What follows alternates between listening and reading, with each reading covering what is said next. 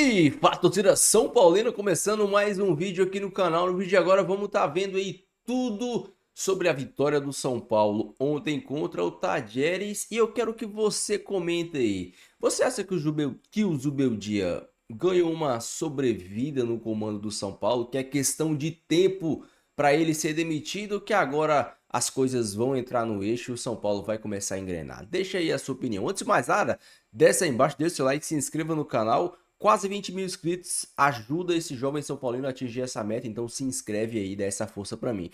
Bora assistir o vídeo? No final do vídeo eu volto, eu vou trazer a minha opinião sobre o Zubeldia, tem notícias sobre Oscar, sobre Lucas, muita coisa pra gente comentar aqui. Crédito eleitorais, deixa aí na descrição, sem mais enrolação, já sabe. Aliviado, o tricampeão continental São Paulo estreou com vitória na Copa Libertadores lá na Argentina. Bora conferir.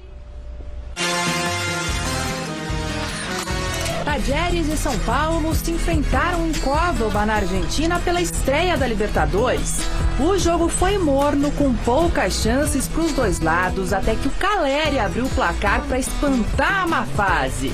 Mas espantou nada, né? Afinal, o VAR pegou impedimento na origem do lance. Que zica, hein, Caleri? Depois disso, o tricolor só foi levar algum perigo no segundo tempo com esse cabeceio do Arboleda, mas ficou no quase. Do outro lado, o Talleres só chegava quando o tricolor dava espaço, mas nada muito perigoso. E quando tudo se encaminhava para o empate, o Alisson resolveu arriscar de fora da área e contou com uma ajudinha do goleiro Herrera para definir o marcador.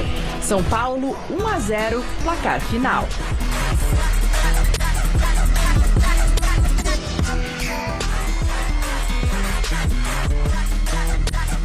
El desempeño fue correcto dentro de lo difícil que es jugar acá en Argentina, de lo difícil que es jugar contra Talleres, que tiene un proyecto, un modelo de juego más que claro ya hace años. La mayoría de los entrenadores que han pasado por aquí siempre han andado bien y tiene buenos jugadores, buenos entrenadores, buen proyecto. Entonces no es fácil jugar aquí, mucho menos ganar. E aí? Ganhou. E ganhou. Não é fácil jogar lá. Futebol é resultado, Paulo. O resultado é importante, importantíssimo. Eu disse ontem aqui, na terça-feira no Gazeta Esportiva, que a semana seria decisiva para o São Paulo. E o resultado aconteceu. Zubeldia, né? Em função do Zubeldia, porque se perde lá e depois vai enfrentar o Galo em BH, não vem com outro resultado, depois da estreia desastrosa contra o Sport, seria difícil segurar. Então, em termos de resultado, foi bom. Foi bom, mas desempenho, com a ajuda do goleirão, inclusive saiu o gol do Alisson aí, né, Paulo? O goleirão deu uma colaborada, né? Até no início do jogo eu achei que o São Paulo foi bem. O Alisson chegando bem, o Oscar tentando ali pelo lado esquerdo junto com o Ferreirinha. O gol do Caleri, né? Pô, eu ia ficar contente, né, se o Caleri fizesse aquele gol, fazer um tempo que ele não faz gols. Mas o São Paulo jogou para conquistar o resultado positivo. E parabenizar o Alisson aí, porque é um jogador que era muito defensivo e é um jogador que está chegando mais. Está criando oportunidades na frente, está buscando, está com moral, né? O jogador, quando está com moral, é outra coisa, né? E olha só que teve acerto no palpitômetro do jogo do São Paulo. Só um ser de luz acertou. Vamos ver? Aê! Aê! Falei no carro 0 km, parabéns pra mim. Como diz a tia Leila, parabéns pra mim. 10. Ai, vocês não viram que eu acertei o palpite?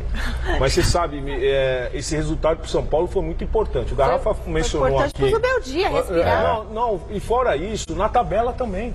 Até porque quando o Garrafa mencionou sobre o Corinthians, a primeira derrota, depois pega times importantes, o São Paulo também pega times importantes depois e sai com um bom resultado, é importante porque se classificam dois, né? Na Libertadores se classificam dois. Então já é diferente do que na Sul-Americana. Bom, e agora a gente conversa mais um pouquinho sobre São Paulo com a Marina Buffon, que está no CT da Barra Funda. Má, boa noite. O que o Zubeldia comentou sobre as condições da dupla Lucas e Oscar? Olá, Michele. Boa noite para você, para todo mundo que está acompanhando a gente aqui no Gazeta esportiva. Já vou falar do Lucas e do Oscar, tá? Eu sei que muita gente está querendo saber aí das condições físicas deles. Eu quase acertei o placar, hein, Mi? Falei 0-0, mas você ali, de fato, conquistou esse placar certo aí ontem com esse 1-0, resultado importantíssimo, como vocês estavam discutindo. Vamos ouvir mais um pouquinho o Luiz Subeldia, que ganhou uma sobrevida aí no cargo depois desse placar. O desempenho não foi tão bom, mas olha só o que ele falou sobre a competição Libertadores. Olha só, perdeu do Libertad na terça-feira. Então o grupo do São Paulo nesse momento tem 2 times, São Paulo e o Libertad, que venceram, empatados com 3 pontos, e aí o Alianza Lima, que é o próximo adversário, o Talleres, sem pontuar ainda. Agora, o São Paulo, ao vencer lá, quebrou um tabu. Foram 4 jogos já disputados lá em Córdoba, na Argentina, no Mário Kempes, e o São Paulo ainda não havia vencido. Então, além do resultado dessa sobrevida ao Subeldia, também um pouco mais de tranquilidade para trabalhar, tem esse tabu quebrado. Agora sim, falando de Lucas e Oscar, eu não sei se eu vou dar boas ou más notícias pro torcedor, viu, Michele? Porque, primeiro, o Lucas, Subeldia foi bem enfático, não sabe o prazo de retorno do jogador aí que é tão importante pro time tricolor. O Lucas que está fora de combate desde a semifinal contra o Palmeiras por conta de dores no joelho direito. Então já são mais de 25 dias aí, mais ou menos, que o Lucas está fora de combate, nem sequer está treinando com os companheiros. Agora, o Oscar, ontem, ele foi titular, jogou por 67 minutos, tanto ele quanto o Subeldia acabaram falando ali que era mais ou menos o que tinha sido planificado para ele, de 70 minutos mais ou menos, mas o Oscar voltou a sentir lesão. O Oscar havia ficado de fora do empate sem gols com o Sport por conta de dores na coxa. Ele voltou a sentir essa lesão, é uma lesão que não é de grande gravidade, mas que inspira cuidados. Então ele vai ser avaliado diariamente para saber se ele vai estar à disposição ou não no domingo contra o Atlético Mineiro, lá no Mineirão, às 4 da tarde, pela segunda rodada do Brasileirão, mas há uma tendência de que ele seja preservado justamente pensando no jogo da semana que vem da Libertadores contra o Alianza Lima, tá certo? Então assim, o Subeldia vai ter que quebrar um pouco a cabeça para conseguir montar essa equipe sem o Lucas por mais um tempo e sem o Oscar talvez no final de semana. Há aí também uma expectativa para que o Lucas consiga jogar alguns minutos na Libertadores da semana que vem, tá certo? Mas aí, resultado positivo para o São Paulo. Agora, amanhã volta a treinar aqui pensando no Brasileirão. Obrigada, Má, por todas as informações. O Paulo, né? Então, eu estou aqui conversando com o Paulo Sérgio, né? Enquanto a Marina falava lá. E, assim, preocupa, joelho, né, Paulo? Sim. Você tem experiência para falar, 25 dias. 25 dias. Nesse momento, estou torcendo muito para que o departamento médico do São Paulo, com os profissionais competentes que lá tem, que o próprio Lucas possam reencontrar o caminho, assim como o Garro também do lado do Corinthians. Porque joelho é complicado, né, Paulo? Além de ser complicado, de repente pode ser um caso de cirurgia. 25 dias, talvez estão fazendo tratamento conservador para ver se vale a pena. Porque uma cirurgia no joelho, você fica 8 meses parado. Isso aí. Então é um jogador que faz falta ali pelo lado direito. O Cedric ali não é aquele jogador que é o Lucas. Então as jogadas principais começam a sair pelo lado esquerdo com o Ferreirinha. É a estrela do time. O Oscar sempre cai ali pelaquele lado. Então o lado direito ali fica muito falho sem o Lucas. Meus queridos, eu quero só perguntar uma coisa para vocês. Ganhou São Paulo, tudo bem. Isso, né, deixa o clima um pouquinho ameno, mas eu quero saber, o Dorival é uma sombra de que tamanho? Qual o perigo que o Subeldia está correndo? E se vocês fossem os dirigentes do São Paulo, vocês trocariam agora, neste momento, de treinador? Porque assim, é muito fácil falar quando perdeu, tem que trocar. Eu quero saber agora, hoje, vocês já iriam fazer a reunião com o Dorival, conversar e tirar o Subeldia ou não? Ô, Mi, você sabe que eu sou contra esse negócio de ficar mudando treinador. Sim. Eu sou contra, eu não gosto disso, até porque o treinador não perde sozinho. O treinador, muitas vezes, ele coloca ali para os atletas o que tem que fazer. Se os atletas não fazem aquilo que o treinador pediu para fazer, a culpa não é do treinador, são dos atletas. Então o Dorival hoje tem espaço em qualquer time. Qualquer um que começar em terceira, quarta, quinta rodada, vamos pensar em Dorival. O primeiro Agora eu não trocaria, não. O primeiro nome de grandes clubes é o Dorival. É o Dorival. E assim, futebol, as direções não trocam assim, eu quero, acho que é esse aqui, não. Tudo é resultado, Michele. É triste que seja assim, mas é assim. Por exemplo, se o São Paulo tivesse perdido ontem, né, depois da estreia ruim contra o Sport, perdido ontem, e vai que perde do Atlético, aí troca. Mas, tipo assim, pura e simplesmente, eu gosto, por exemplo, eu gosto mais do Dorival, vou lá e troco. Não acontece assim, Michele. Então, eu acho que tem que ter tempo. O Zubeldia teve tempo e acho que está devendo. Mas, né, aí você tem que ter convicção no trabalho do treinador. E falando em troca de técnicos, o Fluminense acabou de anunciar o novo técnico, Renato Gaúcho. Acabou de anunciar o novo técnico. Comenta aí o que você acha do nosso querido técnico Luiz Zubeldia. Você acha que ele vai se permanecer no cargo? Você acha que ele vai cair ao primeiro sinal de turbulência e derrapagem, maus resultados do nosso querido tricolor? E sinceramente, eu não acho o Zubeldia um técnico horrível, estilo Carpini. Tem muita gente que fala, o Zubeldia é o Carpini que abre. Eu não acho isso. Eu acho só que ele demorou muito ele demora a tomar atitudes. Por exemplo, no início da temporada, o São Paulo ele começou com um quarteto e ele não decidiu qual escalação eu vou jogar. Para mim, esse foi o principal erro do Zubeldia. Por quê? O Campeonato Paulista, ele é uma pré-temporada. Você usa o Campeonato Paulista para fazer testes. E ele testou errado durante todo o Campeonato Paulista. Agora, ele tá tendo que treinar e encaixar o time no meio da temporada para valer. A gente lembra, ele testou o time com o quarteto, depois mudou, colocou 3 volantes, e só no final do Campeonato Paulista que ele optou, talvez tenha sido até forçado, a jogar com os 3 zagueiros. Então, para mim, esse é o principal erro do Zubeldia. E eu acho que isso que vai determinar, talvez, uma queda futura dele ou uma sequência de trabalho. Por quê? O São Paulo agora, cara, é jogo atrás de jogo até o meio do ano, na pausa para o Super Mundial. É jogo atrás de jogo, é Libertadores, é Copa do Brasil, é Campeonato Brasileiro. O pau vai quarar, como dizem aqui no Goiás. E ele vai ter que, com o pau quarando, ir treinando e ajustando esse time. O time não tá jogando futebol maravilhoso. O time não tá jogando futebol que agrada a torcida tecnicamente. Aqui eu não quero dizer que o São Paulo não é um time aguerrido, não é um time que corre, não é um time que marca, é um time...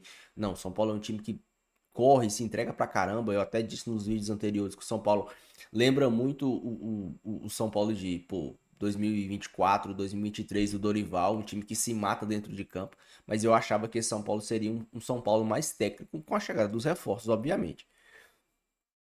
Mas o Zubeldia agora ele vai ter um ponto crucial, que é fazer esse time ou evoluir esse sistema de 3 zagueiros no meio da temporada, ou com a temporada em andamento. Se ele conseguir chegar até o meio do ano, aí eu acho que ele não cai mais, né? Mas para mim a grande barreira é o Zubeldia aguentar até o meio do ano.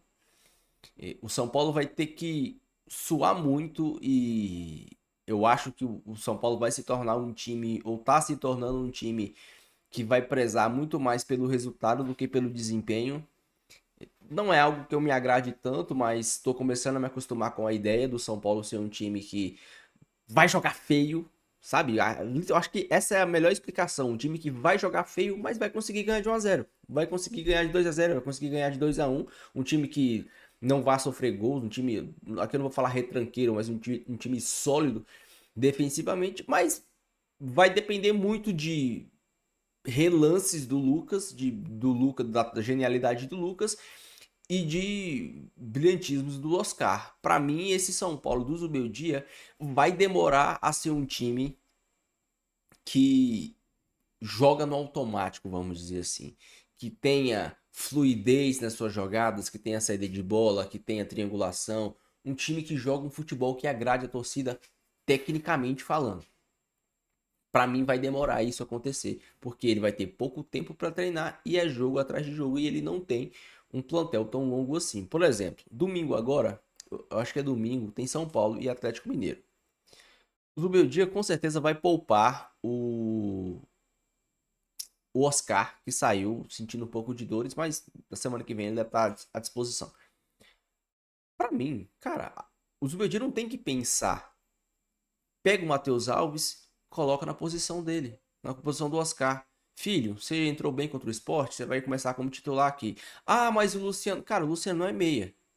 O Luciano não é meia. Se você quiser, coloca o Luciano como segundo atacante.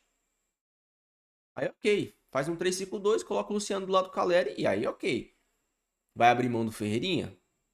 Será que ele vai fazer isso? Porque o Ferreirinha, como eu já disse aqui, ele é um cara que erra, mas erra tentando. Não se esconde. Ele dribla, ele corre, ele tenta fazer as firulas dele, tenta fazer as coisas dele, mas ele tem um grande problema que é a finalização da jogada. Quando é pra tocar, ele passa, quando é pra passar, ele chuta, quando é pra driblar, ele sempre toma a pior decisão. Mas a gente tem que lembrar que ano passado foi assim também. Quando o Ferreirinha chegou, eu acho que foi ano passado, né? O Ferreirinha chegou e ele chegou com esse problema.